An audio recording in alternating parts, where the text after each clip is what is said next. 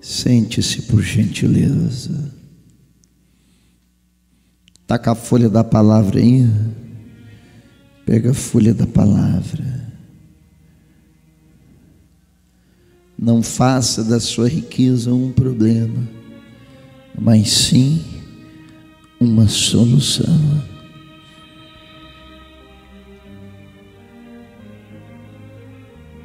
Não digas, pois, no teu coração: a minha força e o poder do meu braço me adquiriram estas riquezas. Antes te lembrarás do Senhor teu Deus, porque é Ele que dá força para adquirires riquezas, para confirmar a sua aliança, que sobre juramento prometeu aos teus pais, como hoje se vê. Então a pessoa não pode deixar subir para a cabeça, né? Tem pessoas que não estão prontas e nem preparadas para adquirir riquezas, não estão prontas para prosperar. E quem vai ver se você está pronto ou não é Deus. Quando eu era mais jovem, eu fazia a pergunta para Deus assim: mas Senhor, se o Senhor é dono de tanto ouro, de tanta prata, por que o teu povo padece? E Deus me disse: porque eles não estão prontos para terdes riqueza. A Bíblia tem um versículo muito significativo sobre isso, muito claro e clássico: foste fiel no que, pessoal? No pouco, e no muito eu quero. Então, se a pessoa nem no pouco consegue ser fiel, você acha que Deus vai pôr ela no muito? Só se for para ela se arrebentar, se estourar, só se Deus quisesse o mal dela e não o bem. Entende? Deus, Ele avalia dentro de você se você é fiel no pouco. Por isso que vem as dificuldades, para testar a tua fidelidade, para testar onde que realmente está o teu coração, onde que o seu coração está. Porque se o seu coração não está em Deus, nas dificuldades você o abandona. Na hora do vento, das perseguições, você o abandona, que é comum do ser humano, né? Baterem muito nas tuas costas quando está tudo bem, quando você serve aquela pessoa. Mas quando você não serve mais, virar as costas. Isso é comum. Não foi assim com Jesus e Judas? Foi desse mesmo jeito. Então, Deus, Ele avalia as provas, as dificuldades, a luta do dia a dia, é para nós provarmos para Deus que mesmo no pouco, nós somos fiéis a Ele, nós estamos dentro da direção dEle. Aí, quando nós somos fiel no pouco, o próprio Jesus disse: aí então eu te colocarei aonde? No mundo. Mas se nem no pouco consegue ser fiel, é porque realmente o coração não estava em Deus, estava em tudo, menos no Senhor. É o que eu estava ministrando ontem. Você só conhece quem está do teu lado mesmo, não é na hora que está tudo bem, é na hora das guerras, é na hora das pelejas, é na hora que a dificuldade assopra, que o vento assopra, aí a peneira desce, os fiéis permanecem, os infiéis caem. Os que estão com o coração sincero vão até o último, vão até o fim. Os que estão com o coração enganoso ficam no meio do caminho e desistem. Entende? Tudo é uma questão de coração. Eu observo até as pessoas. Esses dias mesmo eu coloquei para passar um depoimento de uma senhora contando que mudou a vida inteira, o marido voltou e não sei o que, e dessa igreja não saiu nunca mais, né? Isso até me preocupa quando a pessoa fala isso, que todos que falam isso aí são os primeiros a traírem no futuro.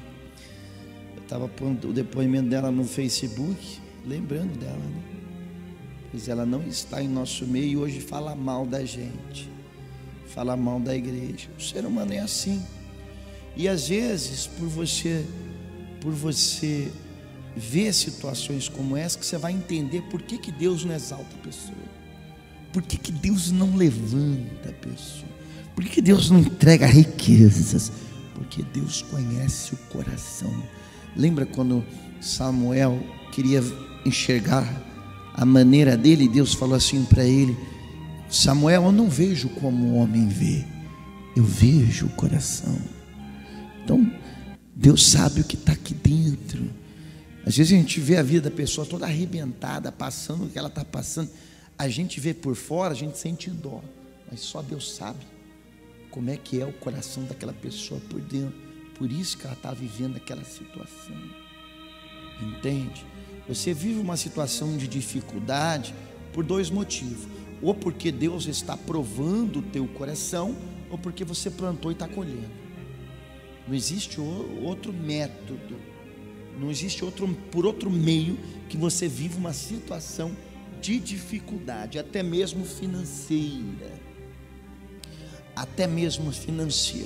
Me recordo que eu tinha 5 lojas, ia muito bem, estava bem sucedido, novo ainda, mas sempre fui muito dedicado.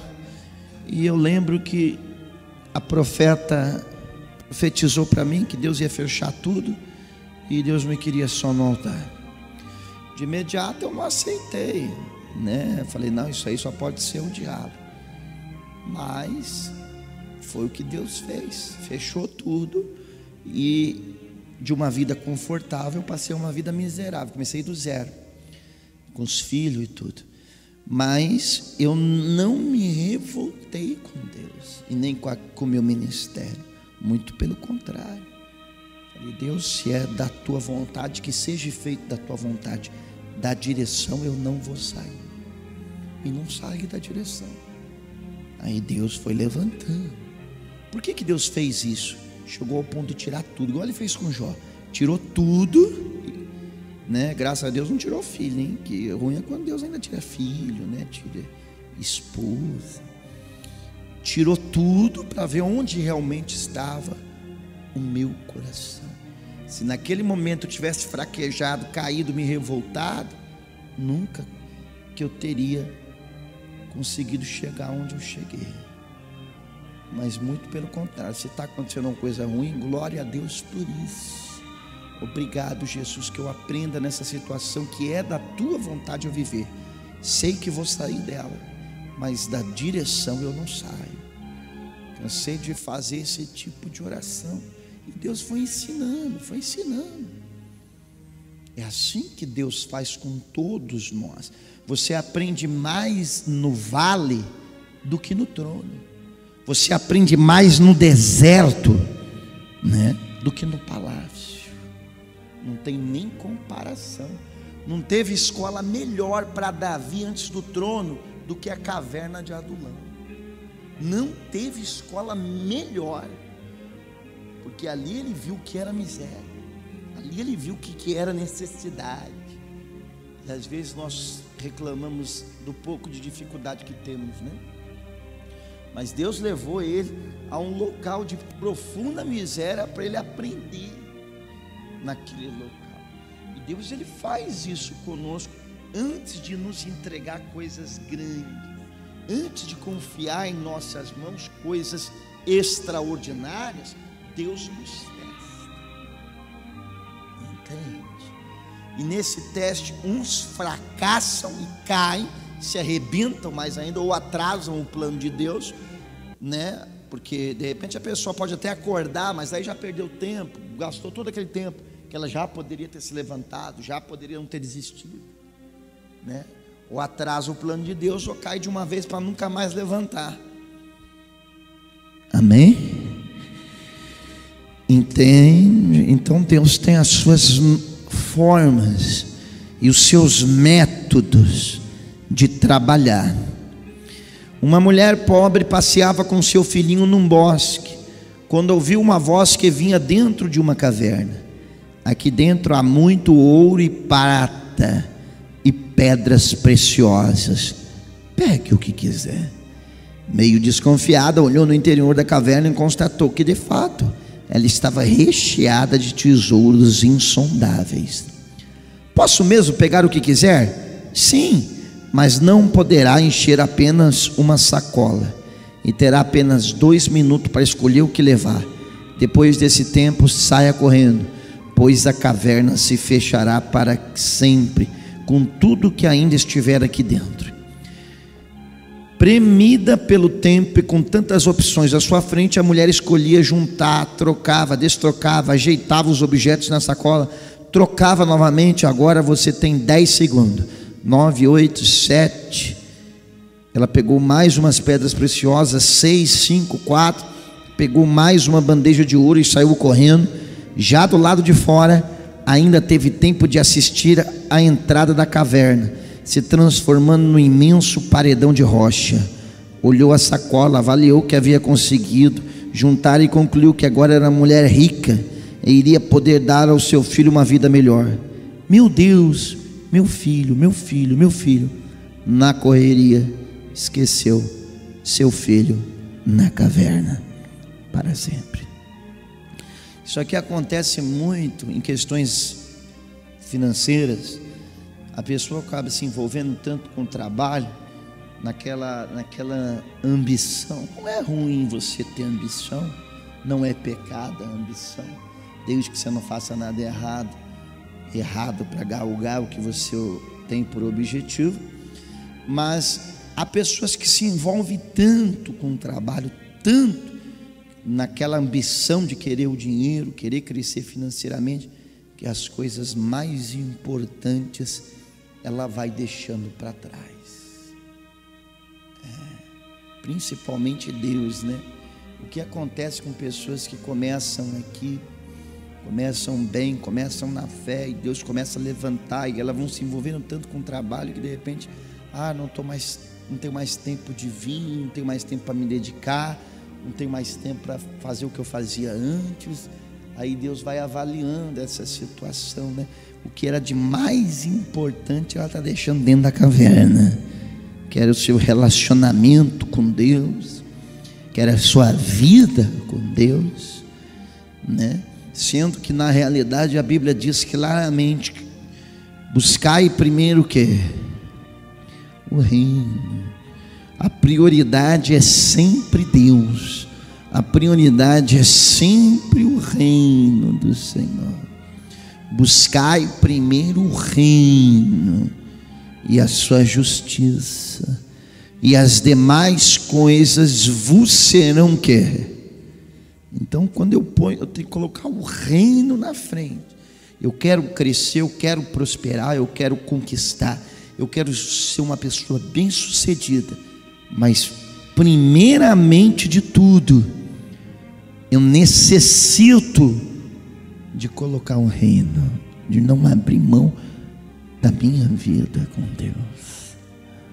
Porque muitos acabam abrindo mão dos seus compromissos com Deus, e uma hora a porta da caverna se fecha e ela começa a notar que deixou coisas para trás que eram mais valiosas que o seu próprio emprego, que os seus próprios negócios, que os seus próprios interesses.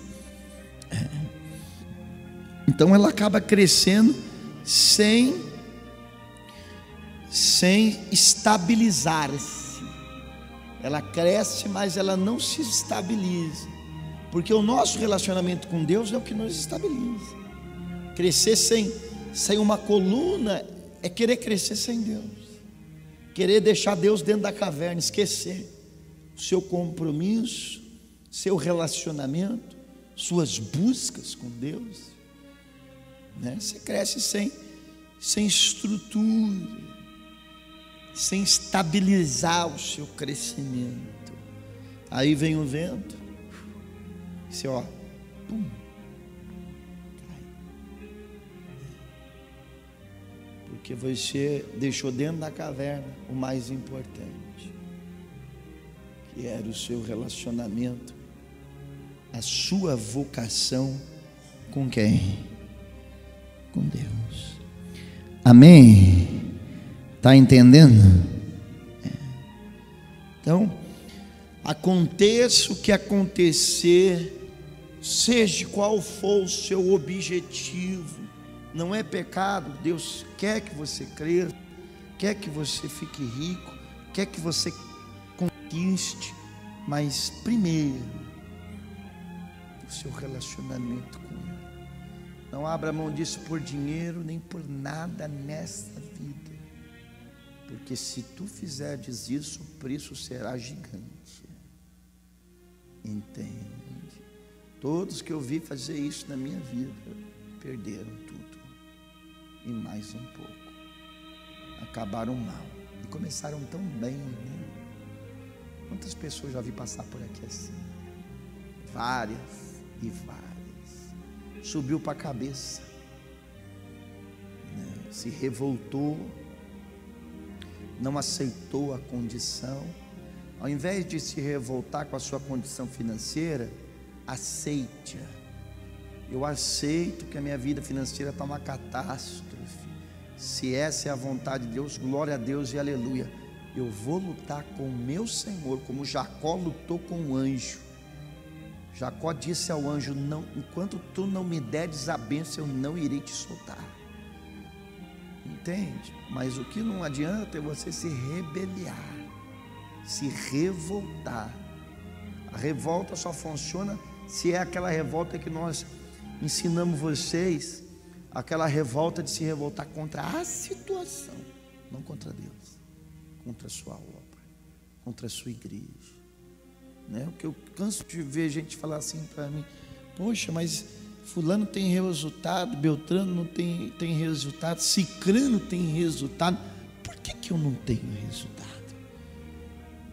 Porque Deus está trabalhando na tua vida de uma maneira que não está trabalhando na dele, na dela, na dele.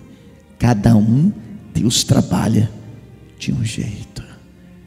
Deus sabe, o seu projeto, o projeto que Deus tem com você, não é igual ao projeto que Deus tem com o outro. São projetos diferentes. Então não adianta você ficar fazendo comparações dentro da igreja. O que Deus tem comigo não tem nada a ver com o que Deus tem com você. Nada a ver. Então, as comparações que nós fazemos às vezes é que nos leva à revolta.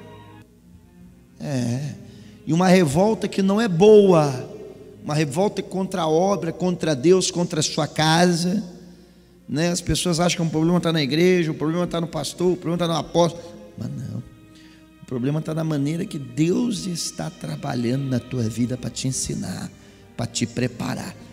Um exemplo disso é Davi. Você pensa, vamos parar para pensar na cabeça daquele homem.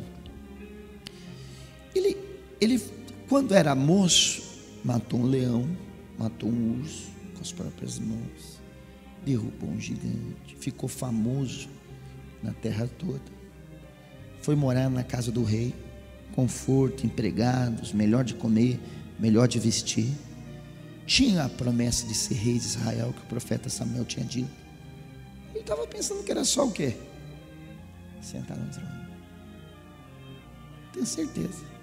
Logo Saul morre, Deus leva Saul, acontece alguma coisa e eu vou sentar no trono, que Deus falou que eu sou rei em Israel.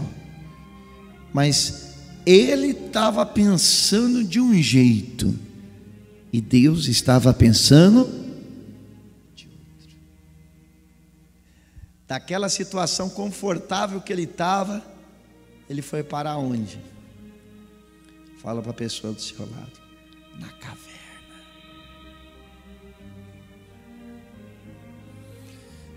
E caverna significa o quê? Significa pobreza, miséria, dificuldade, enfiar a mão no bolso, não ter dinheiro, não ter condição para nada, viver com os pobres, viver com os miseráveis. Imagina a cabeça de Davi se ele fosse se revoltar. Poxa Deus, um dia o Senhor fala que eu vou ser rei, um dia eu moro na casa e agora estou na caverna. Mas ele tinha sabedoria, ele não se revoltou, ele aprendeu, porque é no deserto que você aprende. É no vale que você aprende. Óbvio. E depois que ele saiu de lá, sim, aí Deus falou: agora você está pronto. E ele sentou no trono e reinou, e a promessa se cumpriu. Fica de pé.